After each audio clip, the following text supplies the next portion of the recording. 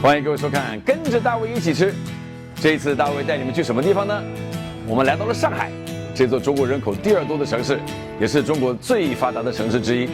那走进上海美食地图，你会发现，不管是传统的本帮菜、老上海经典的小吃，或者是时髦的居酒屋，或者是黑珍珠评选的餐厅，在上海这个多元又包容的城市里面，你一定可以找到你喜欢的美食哦。那除了美食之外，更重要的是，我将带各位了解每一间餐厅，以及他们每一道菜背后的人以及他们的故事。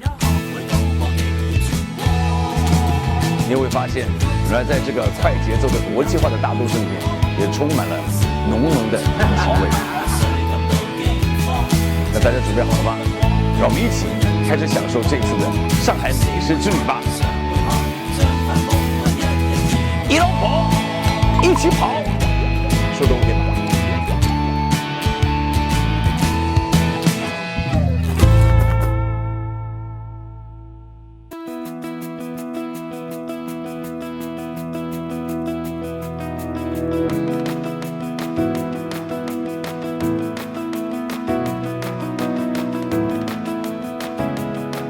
Infinity Dream Valley 梦创谷，它非常的精致而且可爱，有很多不同的空间让你去利用。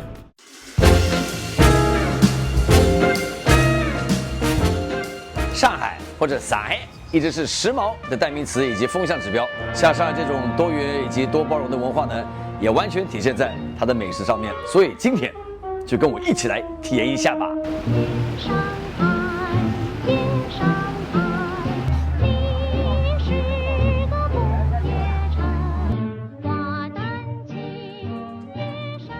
那么上海呢，也有非常多艺术画廊以及艺术空间。那每一条街道、每一个角落都有一个故事，它不仅装点了城市的风景，当然也为上海添增了独特的艺术气息。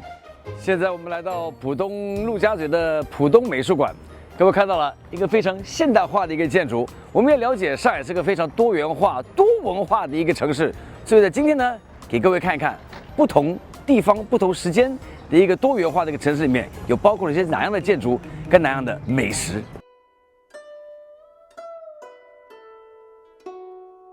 那城隍庙呢，是上海地区著名的道教寺庙，也是最受旅行者欢迎的景点之一。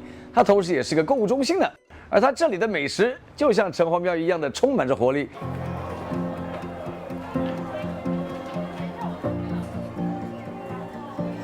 臣妾不是胖，是可爱到膨胀，英文叫 pleasantly plump。在这里，你逛个几圈呢，你就会感受到一种丰富异常的视觉以及味觉的享受。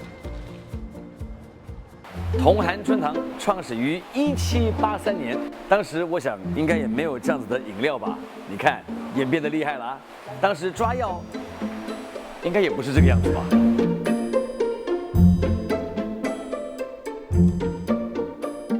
这什么茶呢？各位看了，叫做枇杷雪梨汤。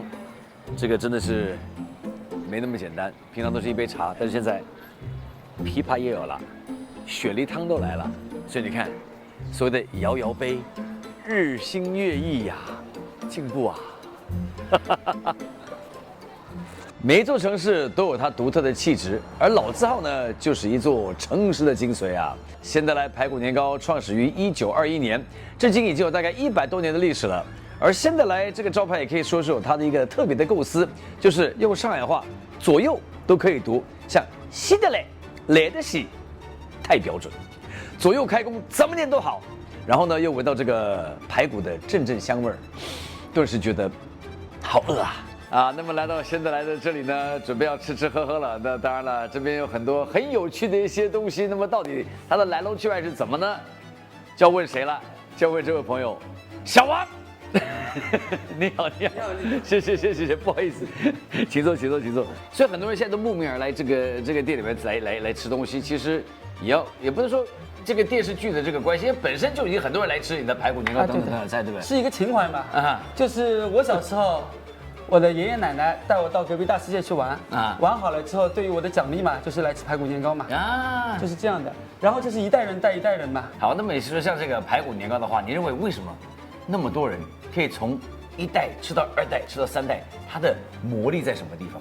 它其实很神奇的。你想，下面的年糕是软糯水煮的，上面的排骨是油炸的，其实是相互抵触的东西，我觉得是。又炸又煮这样子。哎，对的，是又炸又煮，年糕是软的，排骨是硬的。所以它这个是算是一种神秘的口感融合在一起，才产生它的魔力嘛？应该这么说吗？应该是属于一种上海特殊的小吃。就只是好奇一下，你们一天有没有算过，可以销售多少片排骨这样子？如果在我们最高峰的话，也就是将近达到5、6千片一天。就这个店，就一个店，一个店，哪来那么多猪排啊？5、6千，我请问你，5、6千片是什么一个概念？你可以给我解释一下这个情况吗？你说我通常不是讲说大概你卖个100、200就算了吧，对不对？100、200绝对不可能。然后我们最快的一个师傅，就是我们那个有一个传承人嘛，他平均每半小时不到，就可以在他手上出200多片。你这个炸锅有多大？游泳池那么大吗？我们那个炸锅大了，我们那个炸锅将近有48公分。你要炸一个排骨，要炸完之后旁边切2道。请问我看过人家切2道，这道是做什么用？有它的什么的魔术在？因为为什么要切2道？2道是排骨的这块大骨的两边嘛，是最厚的地方，最不容易成熟的。因为我们的排骨呢，第一遍只有在30秒左右，是为了定型作用。30秒出来的排骨肯定是生的，所以说要在大骨的这边切一个横刀。在小骨的这边切个竖刀，然后第2遍进油锅了之后，它只有20秒就成熟了，其实就很快一样。很快很快，一块排骨从第1遍炸到第2遍客人台子上不会超过1分钟。刚才小王，你刚刚说这位先生是蛮传奇的，怎么个传奇法？你跟我讲一下。因为我们这位王师傅他是从17岁入行，他只负责炸排骨，炸到退休为止。就炸排骨，他只炸排骨，别的都不做。你有去炸过吗？我有去炸过，我有去尝试过，但是按照王师傅这样，我怕我的手没有了。虽然王师傅已经退休了一段时间，但是他还是特别为了我们回到店里面，亲手为我们炸排骨。那么接下来就是我们的传奇的传承人王师傅了。王师傅你好啊！你好。哎呀，你好！哇，这对手真的是，刚才小王就说这个是传奇人物啊，对不对？这个时候要在油锅里面40几年了。油锅里面40几年，他就是现在来镇店之宝王一敏王师傅。他呢是谁呢？就是一位非物质文化遗产传承人。他传承了什么东西呢？厉害了，炸排骨。他传承了现在来排骨年糕的这个制作的技巧。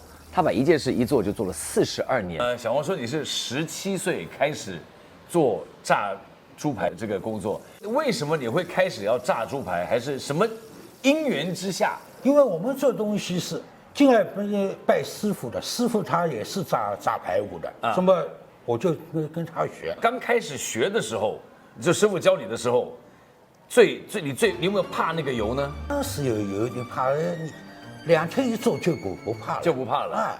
那你是怎么一个这么厉害的一个功夫，可以把自己的手经过这40几年没有烫的到处都是疤？你的诀窍在哪里？我这个诀窍是在哪里？我下油锅的时候，基本上要离开油面要很低的，这个手要靠近油不会烫，因为我们是飘出去的排骨飘出去的排骨飘出去，人家是水上漂，他的手是油上漂。像我下去的话呢，可能就是手就变排骨了。40几年之后，你不会觉得中间也就说我不想炸了？没有，这倒已经没有，真的。我感觉炸排骨还挺舒服的。非遗传承人王师傅和现在的故事呢，真的可以说是非常的有趣。一件事情可以做了42年，而坚持下来，而且还乐在其中呢，真的是值得敬佩。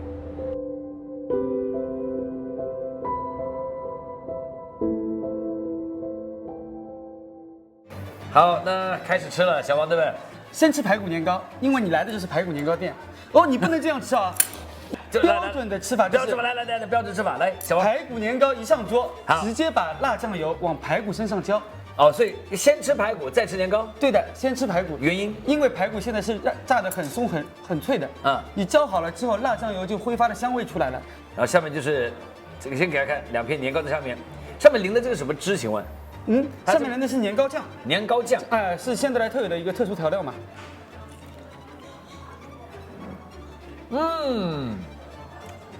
一咬一咬那个酥脆的味道，对的就出来了那个声音卡吃，厚度我觉得刚好，就也不能太厚，不能太薄，不能太厚。外面皮薄薄的、脆脆的，里面多汁的排骨，哇，嫩呐，真是好吃。你说小朋友都可以吃，都可以吃，没问题。你前面我们看了嘛，整个过程只有50秒不到嘛，所以说这个排骨绝对是很嫩很嫩，嫩度、湿度刚刚好。OK，因为吃过油腻的排骨了嘛，炸过的排骨了嘛，你这个也有起到解腻的作用。然后是2片这样子大的年糕，你刚才看那个年糕，这个年糕本身，通常我们认为年糕就肯定就是水煮的嘛，刚我看到它是不只是水煮，它是有调过料的，对的，有油、有酱油，然后是水油和加香料泡出来的。加香料泡出来的这个年糕，不是煮出来，是泡出来的。现在的泡出来的，对的啊，对，煮的用的不对，要泡出来的。糯性、韧性全部在这个年糕。糯米的韧性，有一点点的那个所谓的这种嚼劲，但又不会让你嚼得太重，很累那种。OK， 它那个汁啊，香香小甜甜，这个刚才看了，就是叫做这是我们的辣酱面，辣酱面。刚才你说过，这个豆腐来头不小，可以给我们解释一下这个豆腐吗？这碗辣酱面里面的辣酱，整个烹饪时间要将近8个小时。8个小时。对的，它这份豆腐，你试试看这个豆腐先，会有爆浆的感觉。对啊，而且很入味的一个豆腐，对啊。对，这是一块豆腐来了之后，我们用碱水泡，泡完了用水冲，这整个过程将近要3个半小时左右。哎呦，完全冲透之后炸到它完全脱水，这整块豆腐就像一颗小板砖一样的，这就要硬了，对。很硬的，然后再去烧制4个小时，把它全部烧到回软为止。其实这是一个很传统的做法，因为现在也只有在仙得来适合做这个，保持传统嘛，其实就是不要去轻易去改变。我觉得年轻人可以保持传统真不容易啊，真的是，对不对？而且你说这一碗真的，你看这么大一碗面，那个老的那么大的面，价钱很平民啊，很近人呐，才10几块钱，就10几块钱，这么多人都没加价，没有，你为了这个东西费时费力，或者是为了这个市场你去调价，我们老板也觉得不合适。真的不错，所以各位朋友们来这边真的就是吃得开心，而且对这个口袋的非常的友善呐。现在来好吃的东西真多，接下来就是鹌鹑，因为叫 quail， 一个新鲜的炸鹌鹑，哎呦，热烫烫，然后呢，哇，新鲜的，热辣辣。永远上吃那个炸子鸡，但是肉质比炸子鸡更鲜嫩，而且炸的非常饱满，非常的湿润，味道非常好，小咸咸。它就直接炸，外面没有加什么太多别的东西嘛。上面挂了一层很薄的脆肠，直接炸生炸。生炸，哇，所以原味就出来了。对的，鹌鹑的原味就在这儿。像王生说的，趁热吃。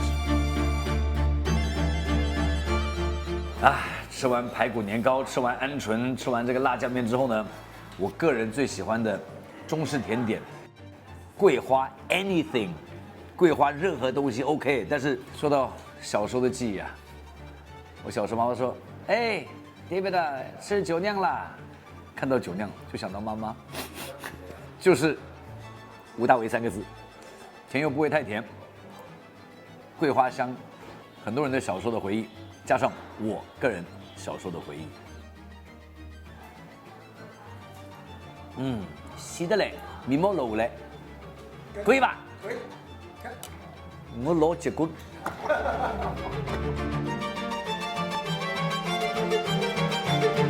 I'm not sure。